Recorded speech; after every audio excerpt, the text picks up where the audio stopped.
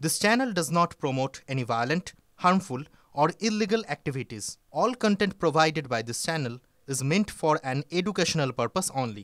5 বছরের নাবালিকাকে ধর্ষণ করে খুনের অভিযোগ। গতকাল সন্ধ্যায় খোঁজাখুঁজি শুরু করেন নাবালিকার বাবা। তারপর ঠিক কি হয়, পুলিশ এখনো পর্যন্ত কি বলছে?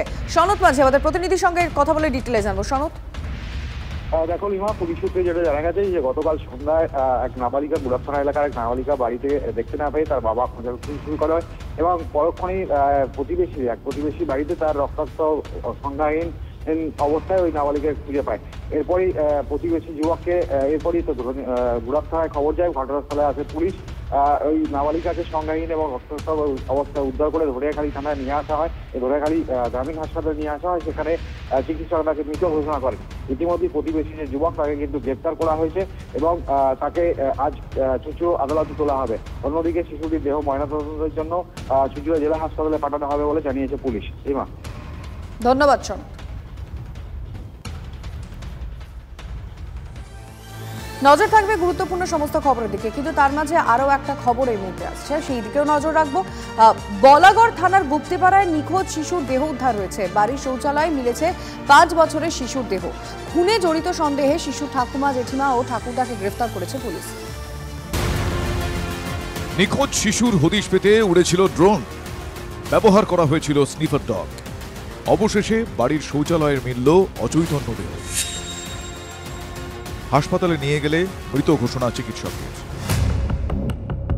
খুনে জড়িত সন্দেহে শিশুর জেঠিমা, ঠাকুমা ও দাদুকে গ্রেফতার করল পুলিশ। বাড়ি থেকে মিসিং ছিলেন, তো যখনই আমাদের কাছে ইনফরমেশনটা এসে আমরা সঙ্গে সঙ্গে কেসটা করা হয়। এফআইআর এর ভিত্তিতে আমাদের কেস করা হয়। পুরা সার্চ অপারেশন চলছিল। খুবই আনফরচুনেট ছেলেটার বেসিক্যালি বডি পাওয়া যায়। যেটা আমরা প্রাথমিকভাবে দেখছি যে মনে হচ্ছে বাড়ির মধ্যে থেকেই যা ঘটনা ঘটেছে। শনিবার সকালে হুগলির বলাগড়ের গুপ্তিপাড়ার বাড়ি থেকে নিখোঁজ হয়ে যায় 5 বছরের স্বর্ণাভ সাহা। বেলা গড়িয়ে গেলেও তার খোঁজ না মেলায় পুলিশের দ্বারস্থ হয় পরিবার।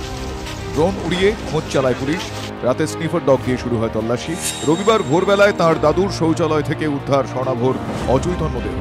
তড়িঘড়ি হাসপাতালে নিয়ে গেলেও শেষ রক্ষা হয়নি।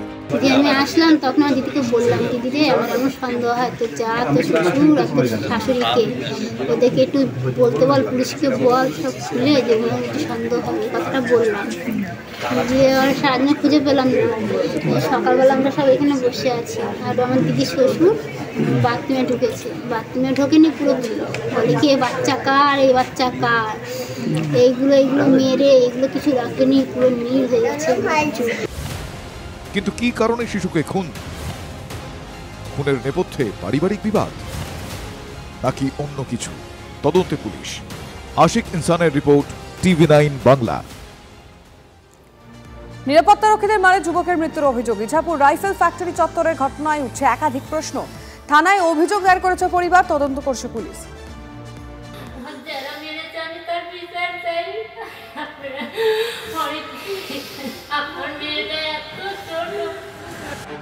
ফের মারধরের জেরে মৃত্যুর অভিযোগ। এবার ঘটনাস্থল উত্তর 24 পরগনার ইছাপুর। কাঠগড়ায় রাইফেল ফ্যাক্টরির নিরাপত্তারক্ষীরা। পুলিশ সূত্রে খবর, বছর 32-এর কৃষাণু চট্টোপাধ্যায় ইছাপুরের বাসিন্দা। তাঁর পরিবারের অভিযোগ, ইছাপুর রাইফেল ফ্যাক্টরির পার্কে বন্ধুর মেয়ের জন্মদিনে গিয়েছিলেন কৃষাণু। সেখানেই বাইরে দাঁড়িয়ে বন্ধুদের সঙ্গে গল্প করছিলেন তিনি। পরিবারের দাবি, ওই এলাকা সংরক্ষিত হওয়ায় সেই সময় রেডে বেরান সেখানকার নিরাপত্তারক্ষীরা। অভিযোগ, এরপরই তাঁরা কৃষাণুকে বেধড়ক মারধর করেন। ওরা বন্ধু বান্ধব মিলে নেমন্তন্ন ছিল, খাওয়া দাওয়া, কেক কেটে ওরা খাওয়া দাওয়া করেছে। খাওয়া দাওয়ার পর তখন ডিএসসি কিছু ওইখানে এসে ওদের ওপর মারধর করেছে। 3 জনকে এমন মার মেরেছে, তার ভেতর একজন আমার ছেলে ডেথ। এবার স্পট ডেথ হয়ে যাওয়ার পর ওরা নিয়ে হাসপাতালে এসে। নিরাপত্তারক্ষীদের মারেই কৃষাণুর মৃত্যু, সেই মর্মে নোয়াপাড়া থানায় অভিযোগ দায়ের পরিবারের। বাকি 2 বন্ধু আশঙ্কাজনক অবস্থায় হাসপাতালে ভর্তি। সংগঠিত খুনের ধারায় মামলা রুজু করে তদন্ত শুরু করেছে পুলিশ। কারণে ইছাপুর রাইফেল ফ্যাক্টরির নিরাপত্তারক্ষীরা কৃষাণু চ্যাটার্জি এবং তার বন্ধুদের মারধর করলো, তার কোনো সদুত্তর মিলল না ইছাপুর রাইফেল ফ্যাক্টরি কর্তৃপক্ষের কাছ থেকে। বারে তাদের সাথে যোগাযোগ করা হলেও তারা এ বিষয়ে কোনো মুখ খুলতে নারাজ, যোগাযোগ করতেও নারাজ। তবে আরও দুজনের অবস্থা আশঙ্কাজনক।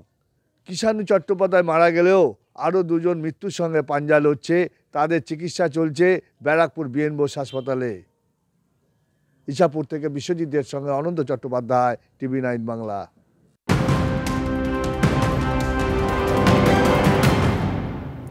ঝাড়খণ্ডে বিজেপির জয়ের দাবি অস্বীকার হিমন্ত বিশ্ব শর্মার। কোনো দিনও বিজেপির জয়ের দাবি করা হয়নি, চ্যালেঞ্জ হিমন্তের। ঝাড়খণ্ডে বিজেপির জয় নিশ্চিত করতে দায়িত্ব ছিল হিমন্তের উপর।